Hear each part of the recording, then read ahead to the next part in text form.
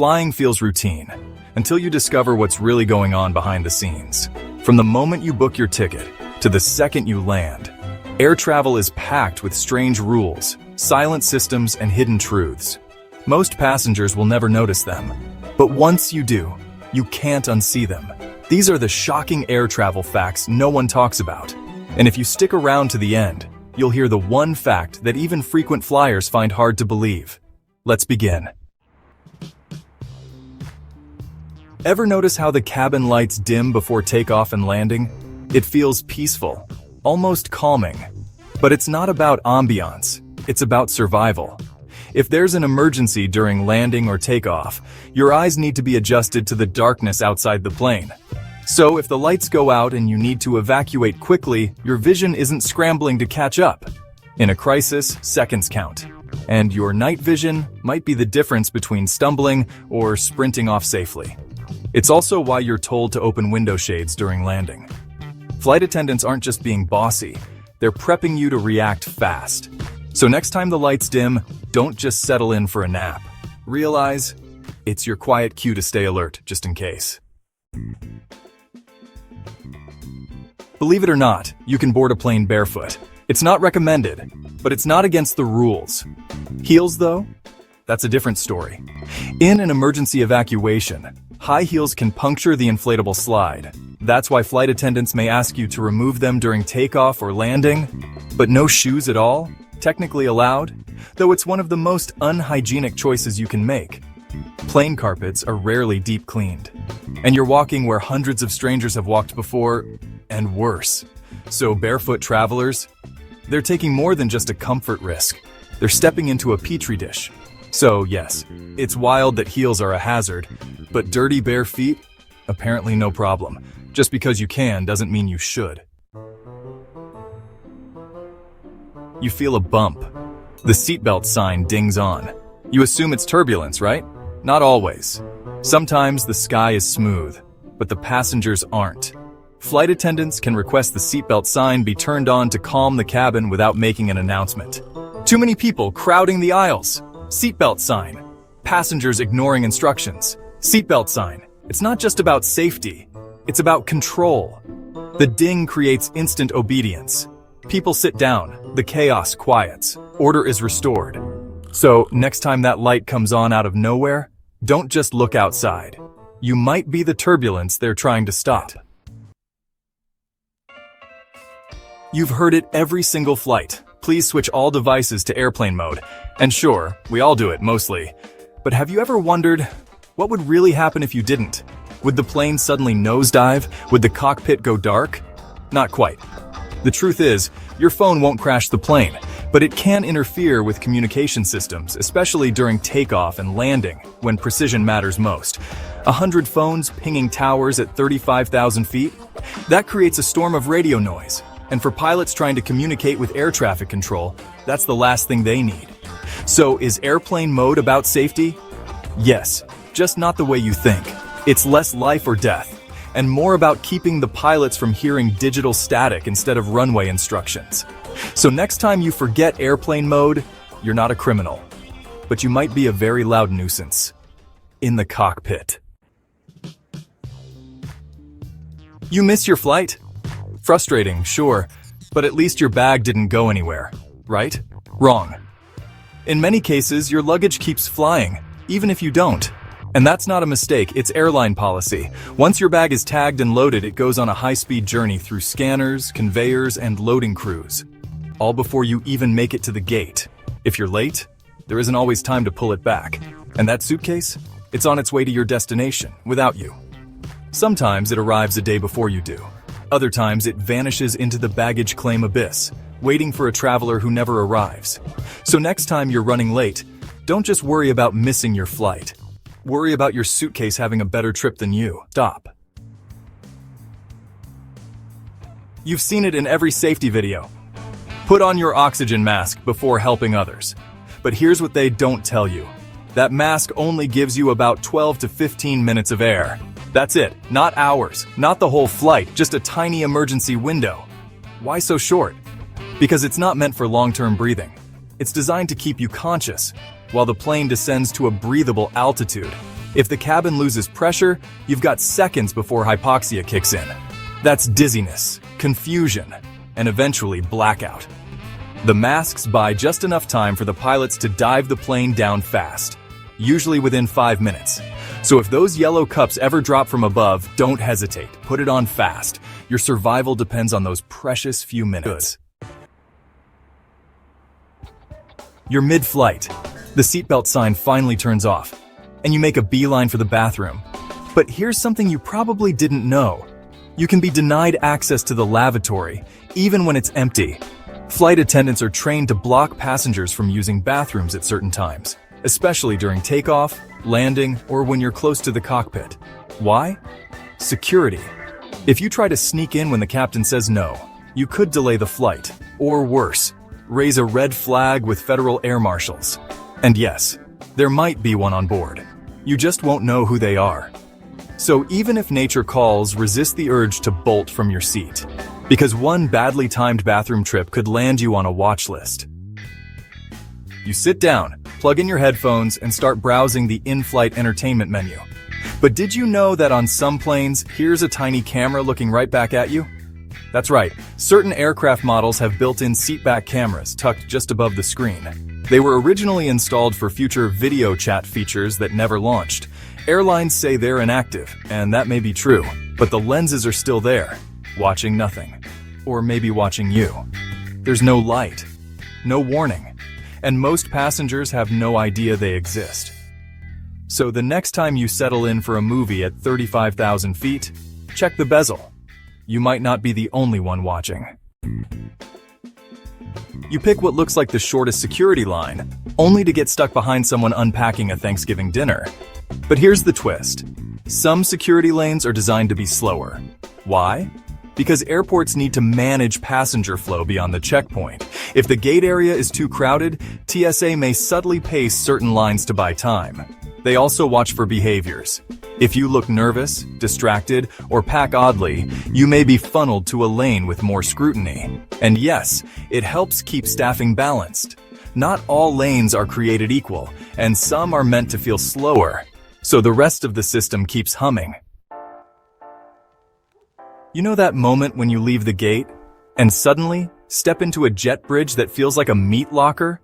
That's not a glitch, it's on purpose. Airports and airlines keep jet bridges cold for one key reason: to keep you moving. Freezing air makes people walk faster, discourages crowding, and speeds up boarding without a word. It also helps regulate the heat spillover from the terminal and plane. But mostly, it's behavioral. Too warm, and people linger. Too cold, and you shuffle along like a polite penguin. It's silent crowd control, and you've probably never questioned it, until now. You're walking past duty-free. Maybe you weren't even planning to buy anything, but suddenly you feel drawn in. That's not coincidence. That's scent zoning. Airports and retail partners pump specific fragrances into certain areas to trigger emotion and memory. Vanilla near high-end shops, citrus near checkout lines. These scents are designed to slow you down, make you feel relaxed, nostalgic, or impulsive. And the wild part? You almost never notice it. It's scent-based crowd control with a sales strategy. Next time something smells nice as you pass a store, check your wallet. You might already be spending. You grab the window seat, you lean over, and stare out at the clouds. But what if I told you? That view might not be exactly what it looks like. Here's the thing. Some airplane windows aren't directly next to the actual fuselage opening. Depending on the aircraft design, your window frame might be slightly offset from where the real opening is. So what you're seeing could be an angle, a mirror, or even a double-paned illusion that makes things appear more aligned than they really are. And yes, some cabin walls have dummy windows, especially in rows reserved for crew rest or equipment. So while you think you're gazing at the sky, you might just be staring through the most convincing optical trick at 35,000 feet. Kind of makes you rethink the whole best seat on the plane, doesn't it? You're soaring through the clouds at 35,000 feet, but there are places in the sky your plane will never go. They're called no-fly zones, and they're very real. Some are obvious, like around the White House or Area 51. Others, not so much. There are hidden airspace restrictions over military bases, nuclear sites, even certain private estates. And it's not just about safety, it's about secrecy. Stray into one of these zones and the cockpit could get a warning from air traffic control. Or worse, a military escort. Most passengers never realize it. But that smooth detour on the flight map? It might be your plane deliberately avoiding restricted airspace. So the next time your flight makes a weird loop or zigzag, know this? It's probably not turbulence. It's a route built around something you were never meant to see. Airlines don't just fly planes from point A to B. They manage passengers.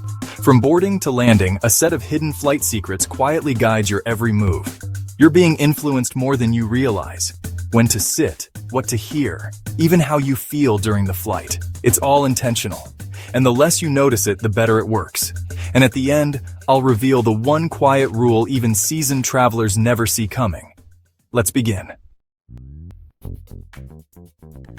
You probably don't think twice about the floor beneath your feet at the airport, but someone did. Airport tiles are intentionally chosen and arranged to control how fast you walk through certain areas. Hard surfaces and walkways keep you moving quickly. Soft carpet near retail zones? That slows you down just enough to look and maybe buy. The change isn't random. It's called behavioral flooring, and it's backed by psychology. Even spacing between tiles can influence your stride. You feel like you're just walking to your gate, but in reality, you're moving to a rhythm someone else designed. One step at a time. You scan your boarding pass at the gate. Beep, green light, you move on. But in some airports, that barcode isn't the only thing being scanned. Certain boarding passes come embedded with RFID chips. Tiny radio tags that track your movement throughout the terminal. They can log where you stop, how long you stand in line, and even which duty-free shops you pass by. Airports say it helps improve efficiency. But here's the catch. You're never told it's happening. You didn't turn it on. You can't turn it off. And yet your location may be part of a quiet data stream. Invisible, unseen, logged anyway. Now welcoming pre-boarding for those who need extra time. It sounds thoughtful, maybe even generous. But pre-boarding isn't just about mobility or assistance. It's a subtle tool for managing everyone else. When you see people start boarding, your brain gets triggered. It's happening. I better line up too. It builds momentum. FOMO. Even if your group is D and won't board for 20 minutes, you're already standing in line. That's not a mistake. It's psychology. Pre-boarding sets the stage for faster, smoother, and more obedient boarding behavior. It's less about help and more about herding. You finally find a seat near your gate.